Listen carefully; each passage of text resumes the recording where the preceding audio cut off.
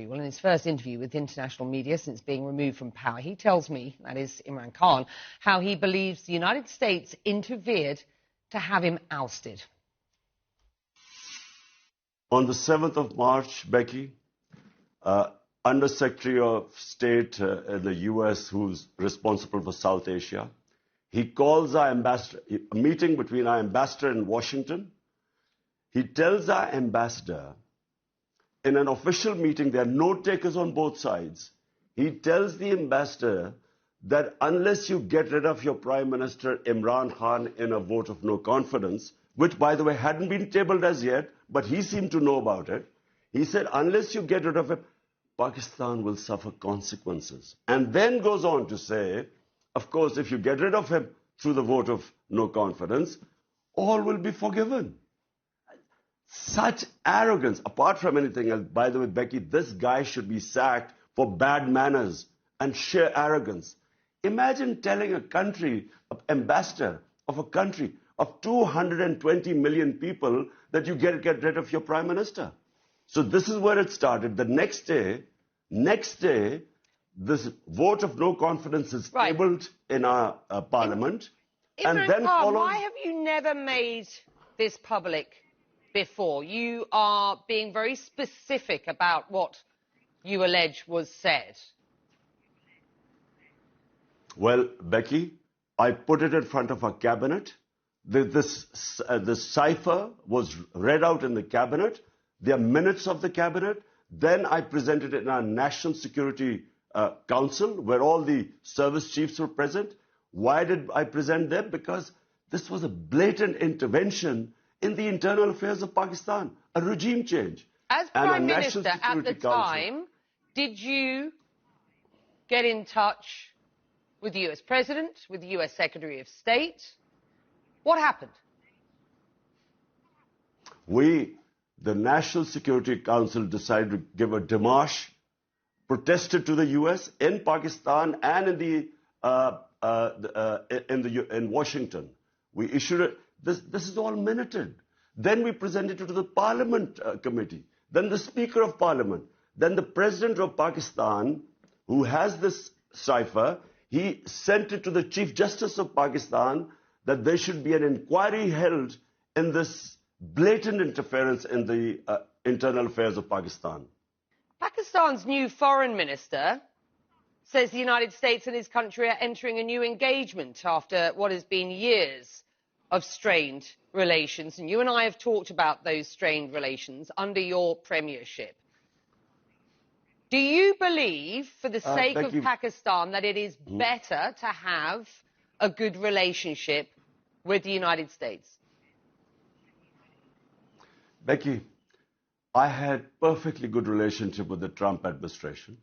It's only when the Biden administration came and it coincided with what was happening in Afghanistan. And for some reason, which I still don't know, they never got in touch with me. There was no US ambassador to Pakistan. I have no idea. But look, my point is very simple. 220 million people of Pakistan elected me. My first responsibility is to the people of Pakistan. My responsibility is for the well-being. We have 50 million people living below the poverty line.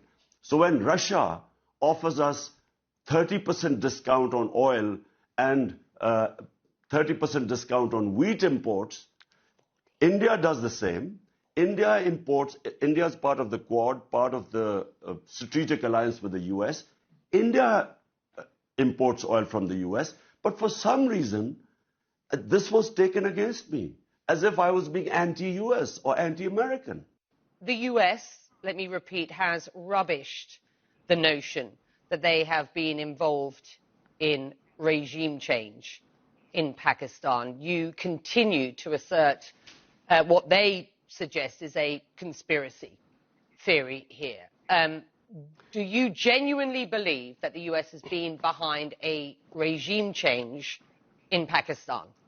Before this happened, before this meeting with Donald Lu and our ambassador, the US embassy was calling members of my party who were some of the backbenchers who were not happy.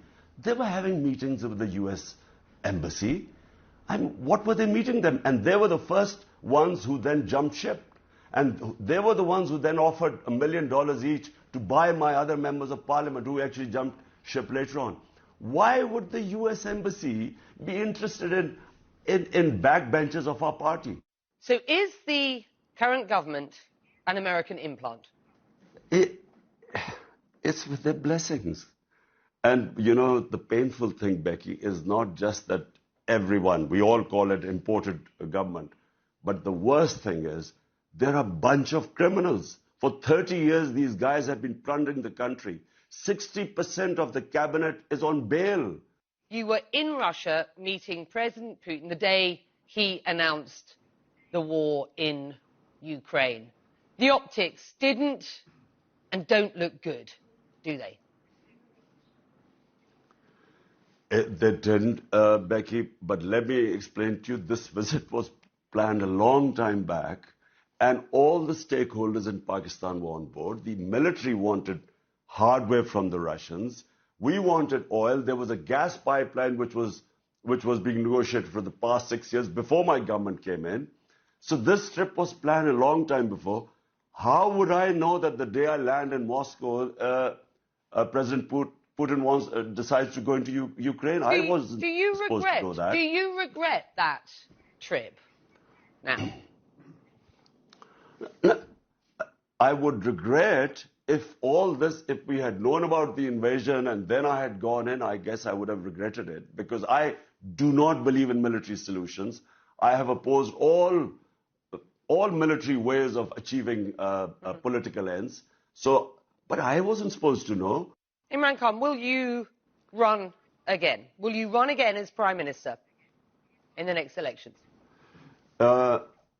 Whenever the next elections take place, not only will we run, but I can predict right now that this will become the biggest party in Pakistan's history, because people are so incensed and feel insulted that these criminals have been foisted upon us, who have been plundering this country for 30 years. There is anger in Pakistan.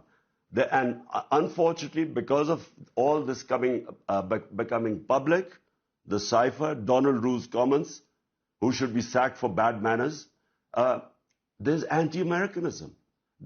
Because you know that so many regime changes, where the US, like in Iran, Prime Minister Mossadegh, like in South American countries, when unpopular governments are foisted on a people, the resentment then goes to against the US. And unfortunately, yes, there is anti-Americanism right now.